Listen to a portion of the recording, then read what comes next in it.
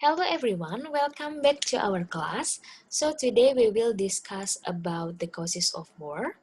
The learning objective of today's lecture is you are expected to understand the causes of war based on three levels of analysis in international relations, which are the international system, the state and society, and the last one is the individual level of analysis. My presentation will be divided into three parts. The first part, I will ask you first about your opinion related to our topic. And the second part, I will give you an explanation on how international relation theories analyze the causes of war. And the third part, I will give you an explanation related to the causes of war based on three level of analysis in international relations. Now, let's discuss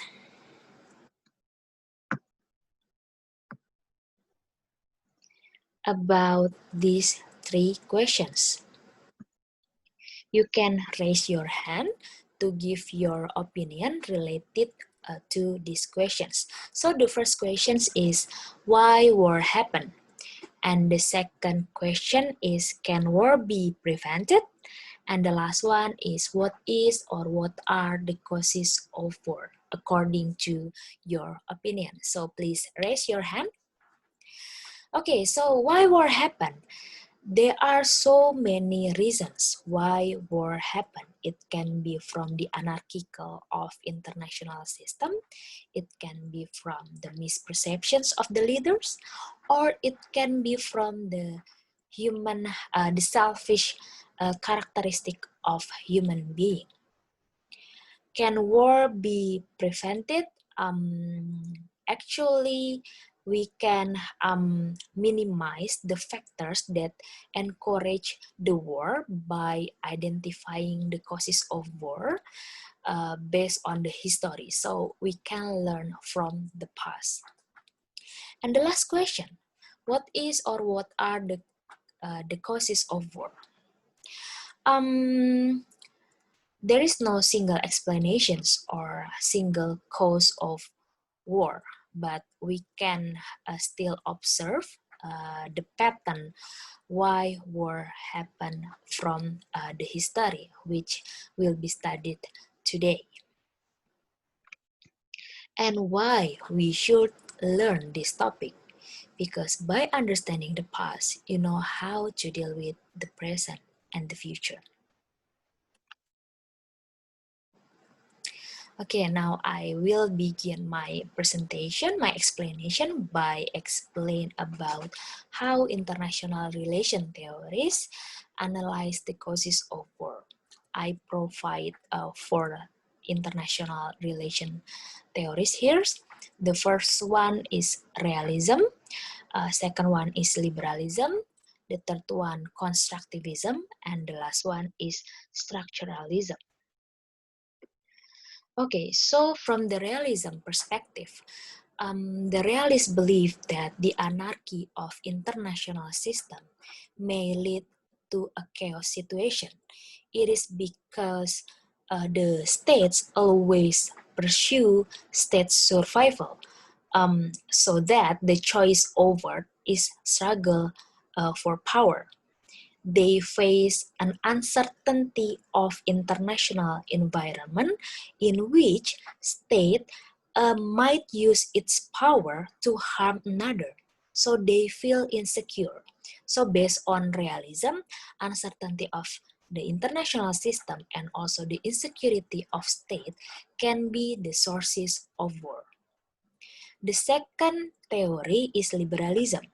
The liberalists believe that the absence of interdependence, common values, and also the international institution can be the causes of war, because there is no mutual benefit, and then there is no a shared understanding of norms, and also there is no international institution who can facilitate the states to form a common interest or there is no international institution who can facilitate or who can regulate states' behavior.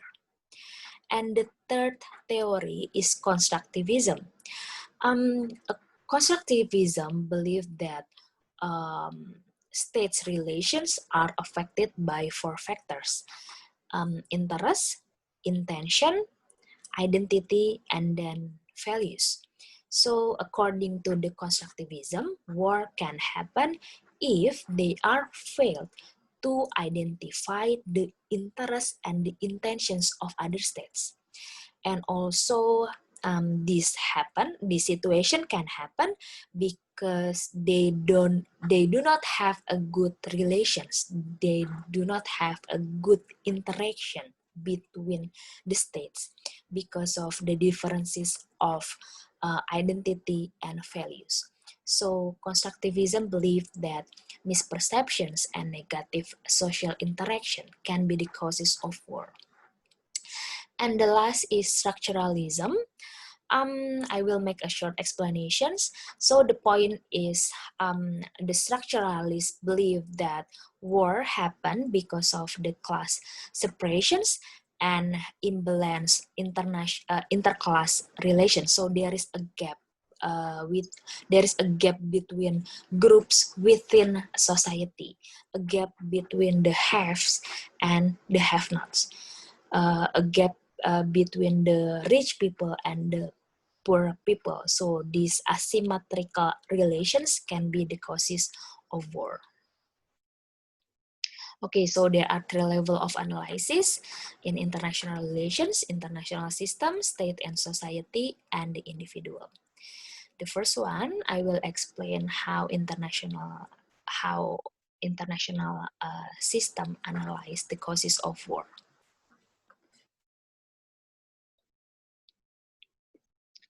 Okay, the first factor in international system is anarchy.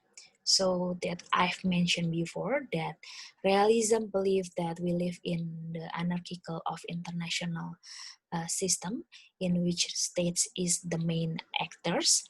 Um, Anarchy means that there is no authority above the states who will regulate their behavior, or in other words, there are no enforcement instruments to make states cooperate with one another. After all, states must protect themselves because they will always be guided to pursue their national interests, so that the relation between states can be conflictual. And the second factor is resource scarcity.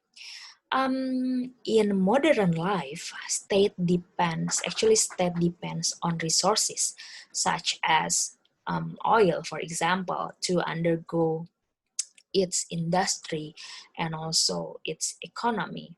Again, because realists believe that the international system is anarchy, states can compete with others to fulfill their needs to gain the resources, include by using military means. So the resource scarcity can be the sources of war or the causes of war.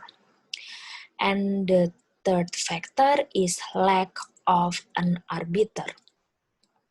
According to the international system level explanation, there are no authoritative and legitimized arbiters to resolve the disputes over, for example, territorial claims like what happened in Israel and Palestine, and also like what happened between Ecuador and Peru in determining the borderline. They believe the realist perspective believe that uh, if there is an authoritative and legitimized arbiters, it won't be effective, or the role of this arbiter will be limited. For example, we have International Court of Justice under United Nations. But then to propose a case to International Court of Justice, uh, is based on the consent of each party. So if one party disagree to bring the dispute to International Court of Justice, then the problem cannot be resolved by this arbiter. So there is a lack of an arbiter to resolve the dispute. And the second level of analysis is state and society. There are three factors as the causes of war. The first one is war can happen because of there are non-democratic states, and then also the second factor is about the domestic politics, and the last factor is struggle between groups for economic resources. The first one is non-democratic states. So the first factor is driven by the liberalist thinking, who believe that the non-political system, the non-liberal political system could be the source of the war, such as war can be provoked by authoritarian government that express aggressive behavior to control other countries. And this aggressive behavior can be regarded as disease, and it can be cured if all states embrace common norms, that is liberal democracy. So why democracy? Because based on democratic peace theory, it is said that the democratic states never involve in war. If they do, they will against the non-democratic states on behalf of self-defense. So the way of peace lies in the spread of democracy. The second factor is domestic politics, or the scapegoating. So the domestic politics can also trigger the war. For example, to divert the attentions of the society, then the leader of the government can resort to external conflict. This is called scapegoating, and such behavior is intended to provide internal cohesion. For example, how the Argentinian military used Falkland conflict in the 1982 to rally population to support the government. So at that time, Argentina was controlled by the military, but there was an instability within the state because the society pushed the government to be more democratic. So the government used the Falkland conflict against the British in order to draw away of the society's attention from the country's domestic problem. And also, still related to the domestic politics factors, the public or the society can also push the government for going to war. For example, like the Spanish-American War that happened in 1898 was the example where the public or the society might push the leaders into the aggressive actions. And the last factor is struggle between groups for economic resources. So in many cases, like what happened in Sudan, like what happened in Chad, in Africa, the root causes of the civil war that happened there is because the competition between groups inside the country itself to gain the resources, or because there is uneven or unfair economic resources allocation. So there is a struggle between the groups to gain the economic resources. And the last one is the individual itself.